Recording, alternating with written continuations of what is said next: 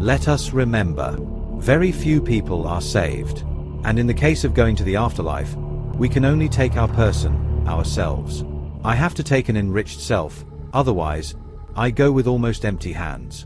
To achieve this, it is necessary to know myself. In this way I will be able to develop and evolve. What prevents me from knowing myself? It prevents me from knowing myself, from denying reality and replacing it with fantasies. This is an ontogenetic danger for us. For some reason, some begin to believe in a false reality and handle incorrect models of the world, so that their resulting existence, in its entirety, is a fraud. It is like wearing a mask. In the desperation of not knowing who one is, the individual adopts the role or the part of something else, which is nothing more than a disguise. In this way, the original is trapped, and like a seed trapped, it can never germinate or grow. And in the chess of life the game will end, and everyone will be returned to the same box, regardless of what mask or role they have played. Reality is terrible, but we are not going to deny it, and imagine that we are in an oasis in the middle of the desert. The human creature overvalues fantasy over reality, because it feels safer. But it is only a personal belief, and when it is deeply rooted, it is known as a delusional disorder. Let us take for example the case of MacArthur Wheeler, who one day in January 1995, together with an accomplice, robbed 2 banks. There were numerous security cameras. However, he made no effort to disguise or hide his identity. After being arrested, he was informed that he had been identified thanks to the bank's video surveillance images. But the bandit could not believe it, and he protested, saying that it was impossible, because he had poured lemon juice on his face. Wheeler assured that the juice would make him invisible to the surveillance cameras. The police told this story to the press, which was read by 2 psychologists from Cornell University, who were puzzled by how much confidence Wheeler had in his abilities despite his stupidity, and interpreted his behavior more as idiocy than fantasy. The psychologists were David Dunning and Justin Kruger, and they announced a theory, known as the Dunning-Kruger effect, which is nothing more than a cognitive bias in mental processing. In other words, that distortion is an inaccurate judgment, completely irrational. And that is the key word, non-rational, that is, far from reality.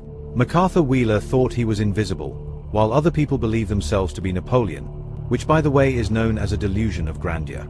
There are other delusions that, curiously, are not treated by scholars, because they are considered, in the year 2024, as politically correct. But these disorders are easily recognized because they deny reality and at the same time take fantasies as true identifiers of themselves. There are thousands of fantasies, not only considering themselves invisible or identifying themselves as Napoleon. There are people who, they suppose, are married to something that is not human. For example, there are human creatures who marry trees. People who love and marry dolphins. Men who fall in love with and marry plastic dolls. Human beings who marry holograms. People who believe themselves to be aliens. Others who identify themselves with vampires. Adult men who believe themselves to be little babies who use diapers and bottles. There are those who think they are little girls and play house. There are people who believe they are dogs. And the list goes on. But it must be taken into account that, in reality, everyone has the right to fantasize. But when the time comes to contrast their belief with reality, then they will find themselves in serious trouble. But it is unsustainable to believe oneself to be Napoleon, because, as we know, there was already a Napoleon.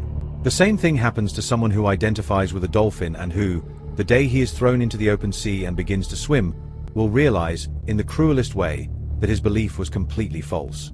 But repentance is of no use at the end of our days. In the end, he discovers that he is not a dolphin. That is good. The bad thing is that he never found out who he really was. What happens with all delusional fantasies when they are contrasted with reality?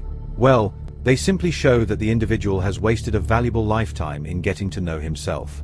And when the lifetime expires, what will he take with him? Answer: he will take nothing, because he simply never was. He was only a mask. He did not know himself, because he lived in a construct alien to himself. Like the overweight, bearded adult man who thought he was a 6-year-old girl, or the one who thought he was a woman and disguised himself with wigs and expensive surgeries. And at the end of their days, they may realize that they were never what they thought they were. But that doesn't matter. They lived happily. The one who thought he was a dolphin won't even take the dirt from his fins, because, quite simply, he did not have fins. A human being is a human being. He is he and nothing else. We are what we are. We cannot ignore or deny it. But at birth we are potential beings, who over time have to realize ourselves.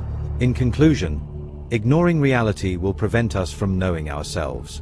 There is only salvation if you know yourself. And you only know yourself if you are honest and sincere and do not lie to yourself.